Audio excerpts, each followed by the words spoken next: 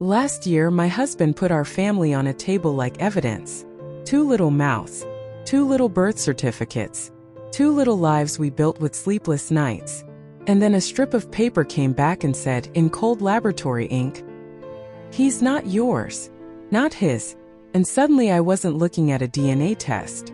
I was looking at a bomb ticking inside our kitchen, inside our marriage bed, inside my son's smile. And the worst part? The test didn't just question my husband, question me.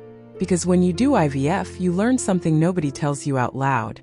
Sometimes you're not even sure you're the mother. Not in your bones, not in your blood, only in your hands, only in what you've done. And I have done everything. I have been everything.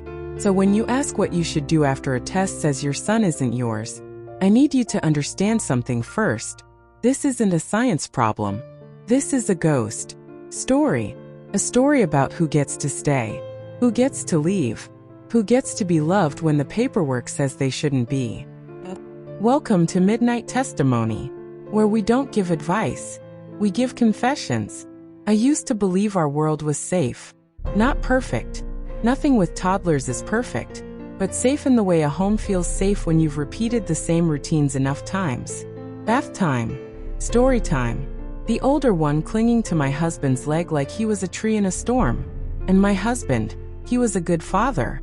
The kind of man who doesn't know how to talk about feelings, but knows how to cut fruit the right way, so they'll actually eat it. But then, suspicion started seeping in. Not loud at first. Not accusations. Just little comments. They don't look like me.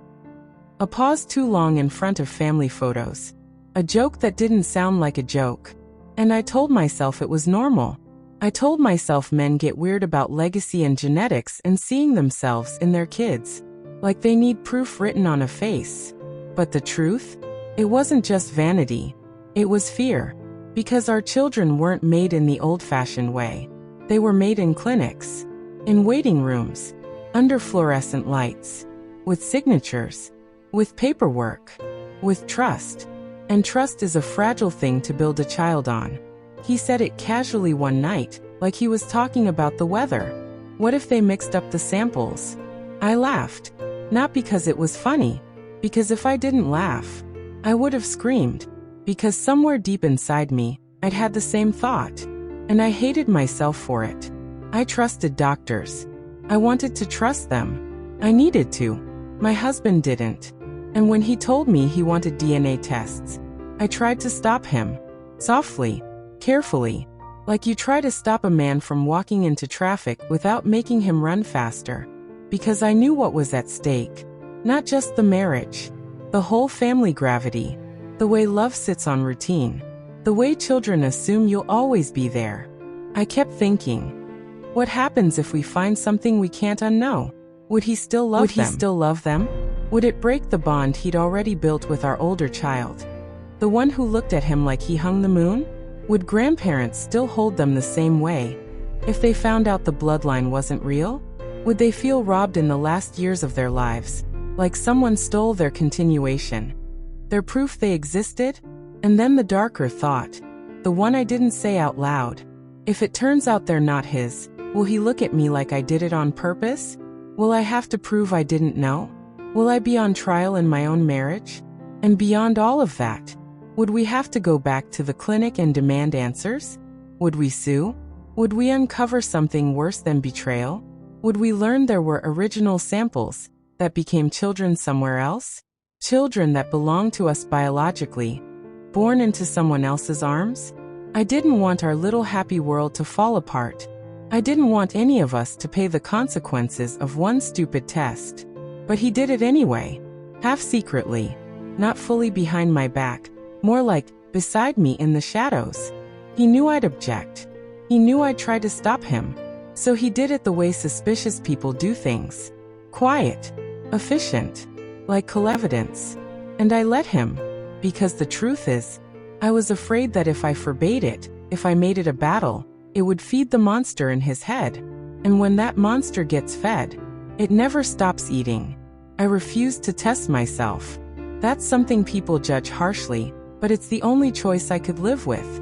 because I didn't want to know if a doctor made a mistake. And I especially didn't want to know if someone deliberately used the wrong sample to guarantee success.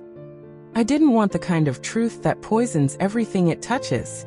My children were my children, not because of chromosomes, because of mornings, because of fever nights, because I nursed them, bathed them, wiped their tears, learned their cries like a language, because motherhood, real motherhood, was written into my body in ways no lab could measure.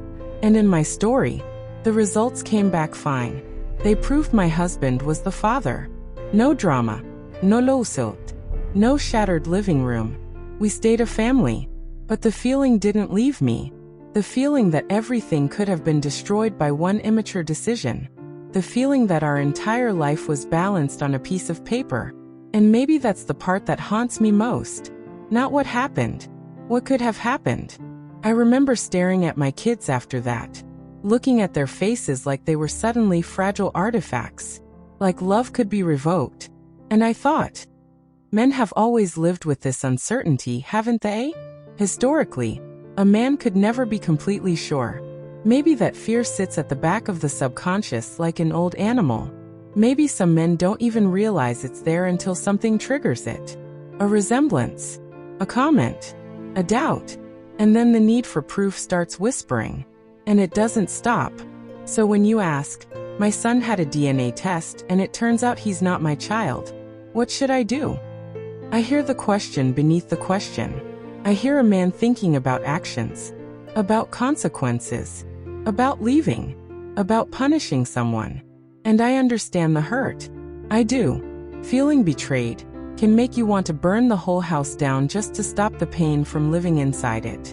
And maybe you have every right to break a relationship with the woman who betrayed you. But listen to me. Don't take it out on the child. Because the child didn't write the lie.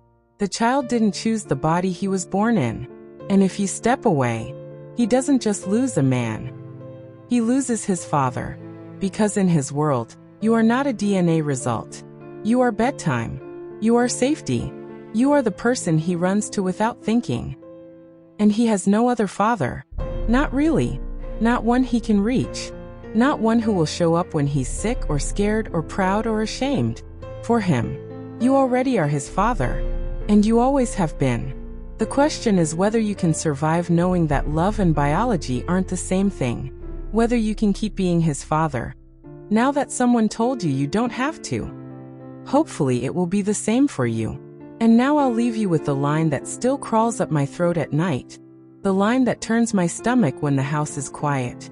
If love built the bond, does DNA have the right to break it?